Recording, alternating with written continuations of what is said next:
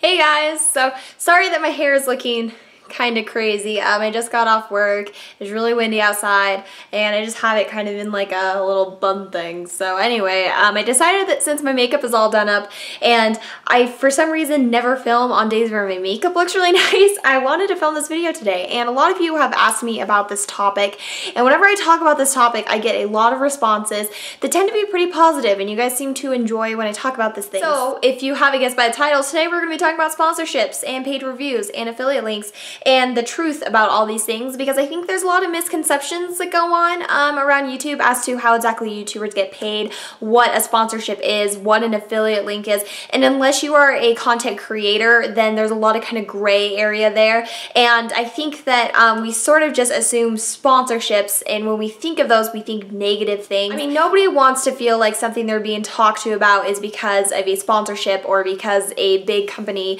is telling this other person to market these products to us, and the product may actually suck, or whoever is trying to market it may not actually have those feelings about that product. So I just kind of want to talk about the differences between a sponsorship, an affiliate, a paid review, a sent review, just so that you guys can kind of get a better understanding as to how content creators here on YouTube get sponsored, how we get paid. So the first thing that I want to talk about is that there is a big difference between sponsorships, affiliate links, sent reviews, and paid reviews. A sponsorship is basically where a company contacts a creator, and I say creator because this also happens in other communities outside of the beauty community. I think that the beauty community, it happens a lot because companies know that women will buy things, and they know that we tend to impulse buy, and then when somebody that we watch and somebody we care about is showing this product and they say they love it and they rave about it, we are very likely to then be more interested about this product. Companies know that there is a huge potential in sending products to beauty gurus or beauty vloggers or whatever you want to call us, and having us talk to our viewers about it. So a sponsorship overall is basically where a company will contact a creator and their channel or that video will be sponsored by this company, which means that the creator will more than likely earn a little bit of money in return for talking about a certain product, or maybe having an affiliate link down in their description box. Which an affiliate link is basically just a link that often directs a viewer to a website in which a certain product can be purchased, and each time that link is used and something is purchased, it's really important that you understand that it's not just whenever that link is clicked, it's whenever that link is clicked and then used to purchase an item, the creator in return makes a little bit of commission. So that's kind of where sponsorships and affiliate links kind of come in together. Now sponsorships, they're very, very broad. Sponsorships, like I know, for example, the Philip DeFranco show, he does sponsorships on like each one of his videos, so he changes up his sponsors every day, and they basically just help out the show. It helps him to pay for certain things, and like I said, they're brands that contact creators, and then the creators in return can earn a little bit of extra money from these brands for talking about a certain product, advertising a service, etc., etc. And a lot of times affiliate links just kind of come in handy with those, because then the creator can earn some commission if they sell that particular item that they are talking about, or that service that they are talking about. Now there are two other kind of sides of this, and that is paid reviews and sent reviews.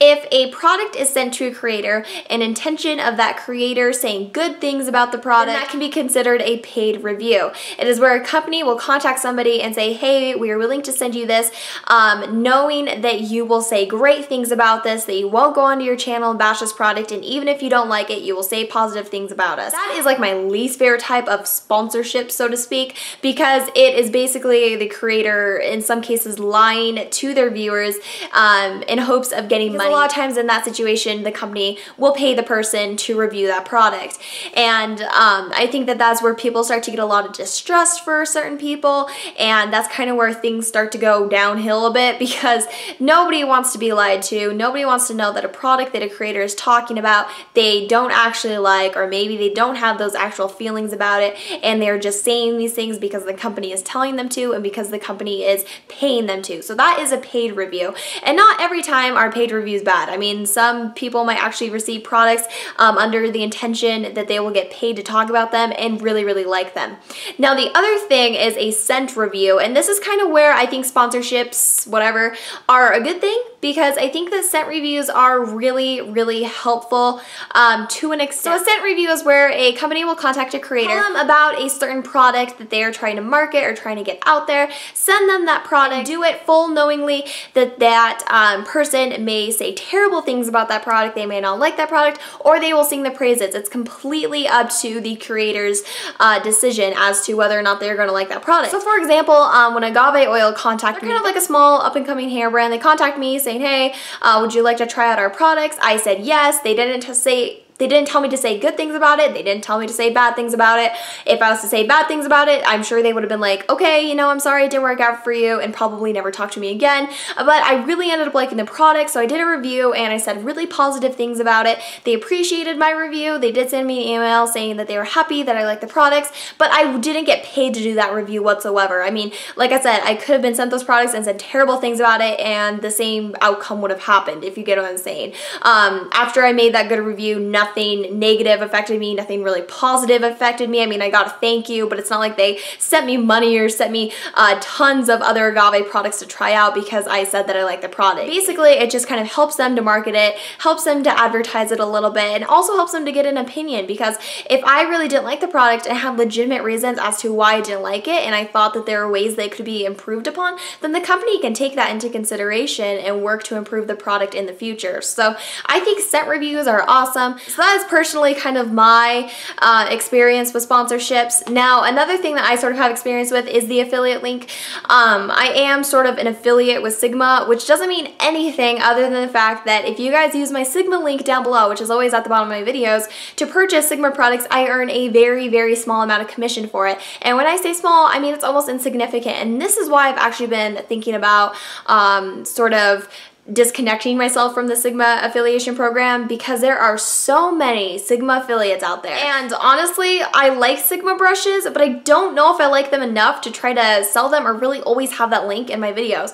I am always talking about e.l.f. brushes, I'm always talking about Sonia Kashuk brushes, way more than I am talking about Sigma brushes. And so that's why right now I'm kind of considering maybe not being a Sigma affiliate. I mean, there's just, I don't know, I just kind of feel like it's kind of pointless. Like, so many people are Sigma affiliates. Like, if you guys want to go purchase brushes, go use somebody else's link, you know? Like, I don't really care making that money that much to a point where I'm really going to advertise their product, because I feel strongly about other brush companies more than I do them. And so I just don't, I don't know, I kind of feel like by having that link always in my videos, it's me sort of succumbing to the whole like sponsorship, you know, get paid from YouTube kind of thing, and that's not really what I want to do. So those links may start to disappear because I'm just not feeling it anymore, to be honest. And back to the whole kind of scent review things, not all products are sent with the intention of a sponsorship, and so I really kind of want to make that distinct too, that there's a huge difference between a person being sponsored by a brand and a person just happening to be sent something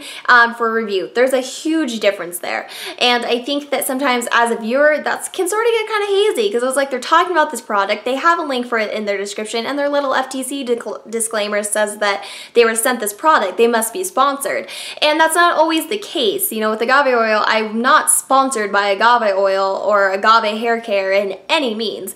They just happen to send me some products, I happen to review them, I like the products, I have now purchased the products with my own money, and I don't really talk to that company a whole lot more because we kind of, you know, we did our thing, we're good.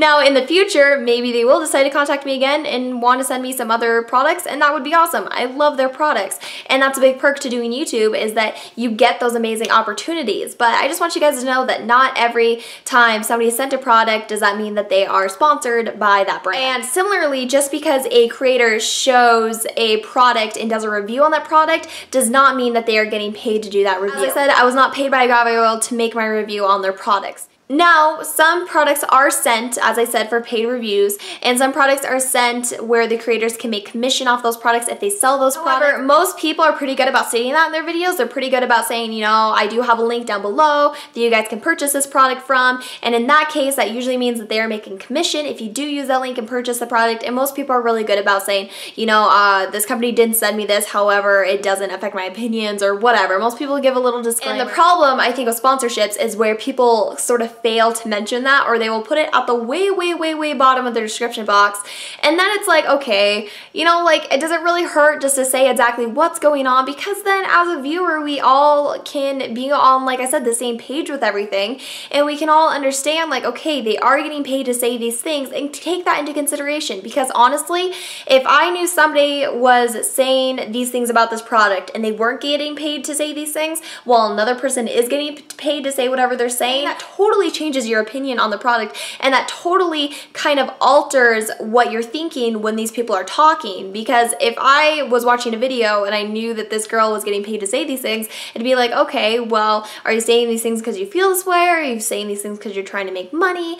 And I think that as a creator, it is so, so important to be honest with your viewers and be completely honest. Don't hide anything, don't put anything in like fine print in your description boxes. Just say it. Another thing to keep in mind, and this is kind of interesting, this is just something that I have recognized, is smaller, not super small, but smaller channels, think around 10,000 to 50,000 subscribers, tend to do a lot of kind of sent reviews or paid reviews, and tend to do a lot more of those types of sponsorships. Because, I mean, you kind of think about it in the sense that, you know, people start YouTube, and some people do start it for money, some people just start it because it's fun. And honestly, a big bonus is when a company contacts you and is like, will you try out this product, and we'll send it to you for free. I mean, who doesn't want free product? I think literally you would be totally lying if you said that you don't enjoy free product the company sends you, because everybody enjoys free things. So those kind of smaller channels, often they will get enough companies contacting them where they can keep up with it,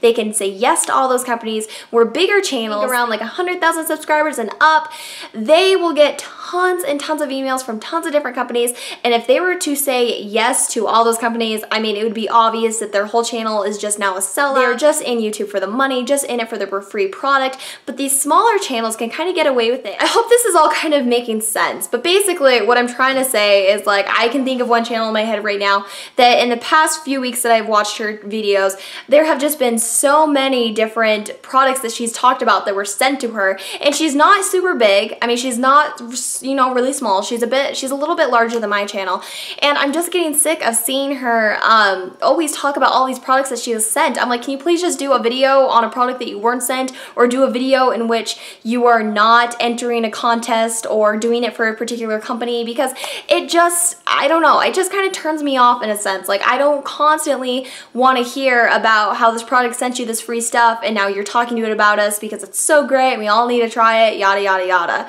And the thing with bigger channels though is that they tend to get the same sponsorships all the time. Like, if I seriously hear another Numi or Whitening Lightning sponsorship, I will strangle my computer, because I am like so sick of it. That's why I've like always kind of thought that if Whitening Lightning, Numi, I'm trying to think of others, you guys know, First Aid Beauty, if they contact me and were like, hey, do you want to try out stuff? I'd be like, you have literally sent so many things to so many other people. Like, haven't they advertised enough for you? Why do you need me? You have done this with literally thousands of other creators. Trust me, you will do just fine without me involved in that. I don't know, I just get sick of hearing the same things all the time, and I wish that companies would be more selective as to who they, you know, branched out to and who they contacted. Because when, you know, you seriously see every single person in your subscription box talking about the same product, it does get a bit suspicious. Like, you know, seriously, like, if brands only contacted like 10, 15, 20 people instead of hundreds of people, then I think that we would take those opinions more seriously, and we'd be a lot more interested, and we would probably, I think, in my mind, be more willing to buy that product, because we aren't having like 50,000 different people cramming Numi down our throats. We have a couple that are really talking about it, seem to really thoroughly enjoy it, and there's no wonder in our minds, oh, are they getting paid to say that? They're all just receiving all these bonuses from this company, and I don't know. And so that's kind of how I feel about my Sigma affiliation too. It's like, everybody is affiliated with Sigma. Like, if you wanted to buy Sigma brushes, there are 1,000,001 different codes, 1,000,001 different affiliate links that you can go use, and so why should I be a part of that? Like, I really think it'd be so cool to be able to team up with smaller brands that people don't really hear a whole lot about, because that's the big plus side to brands that actually do scent reviews or do sponsorships, is that it's a great way to get your product out there. Because there are companies like agave oil, I probably never would have purchased anything from them, not because they weren't great or because I didn't like the product. Like I said, I love the product and I've purchased it now myself, but because, I don't know, they're just kind of small, and I probably would have just gone to, you know, macadamia oil, or I would have gone to, you know, argan oil, Moroccan oil, something like that. It's kind of a different brand. Now have a loyal user that will continue to use their products, continue to rave about their products because they seriously love them. And I think that it's awesome that I have the opportunity to try out those products, because they are now products that I will repurchase for the rest of my life, because I cannot live without agave oil now. I absolutely love it, and that is my true 100% honest opinion. I'm so glad that they contacted me, because now I know about a great product. At Ulta, I've been telling all my co-workers about it. I've been telling tons of different customers about it, because I feel so strongly about it and I feel like it really works. That is sort of like the overview of sponsorships. Now, as for how YouTubers get paid, some of it honestly does come from those sponsorships, but a lot of it honestly is just clicks and, you know, how many views they get. That is, I think, the largest chunk of pay for most YouTubers, or at least it is for me.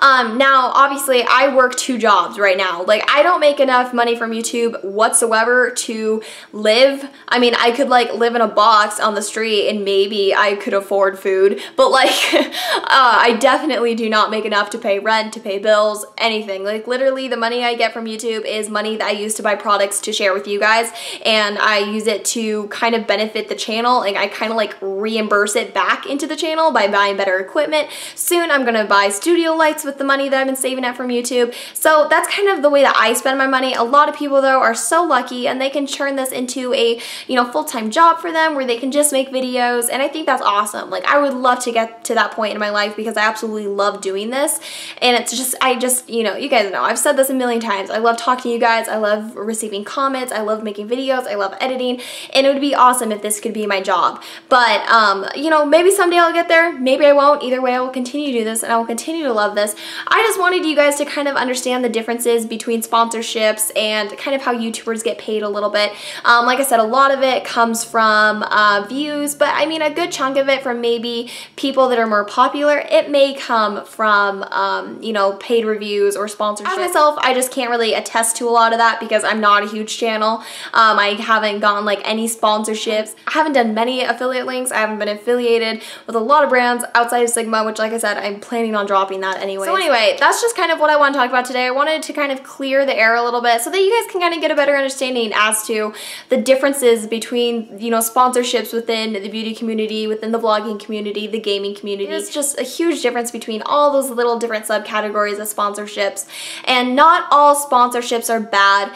You know, YouTube, for a lot of people, like I said, it is a full-time job, so in that sense it is a business. And as I was talking about in my last rant video, which kind of was what inspired me to do this, because a lot of you were curious as to how sponsorships exactly work, I was talking a lot about how YouTube has become almost too much of a business for some people, but on the other side, if this is your full-time job, then yes, it is a business. Of course it is, because it's how you make your money. I just think that, you know, YouTube needs to become a place where people don't feel this need to make tons of money. People don't feel this need to constantly sell out and to constantly accept sponsorships, to always be affiliated with all these companies. So anyway, I hope you guys kind of enjoyed this. I hope you understand it. This is really long and I need to end this. If you have any other questions regarding all this, leave it down below. I hope I explained it well enough. It's just really kind of hard to exactly talk about, but I hope you guys understand now. But anyway, yeah, so thank you all so much for watching. I hope you enjoyed this video, and I will talk to y'all later. Bye-bye.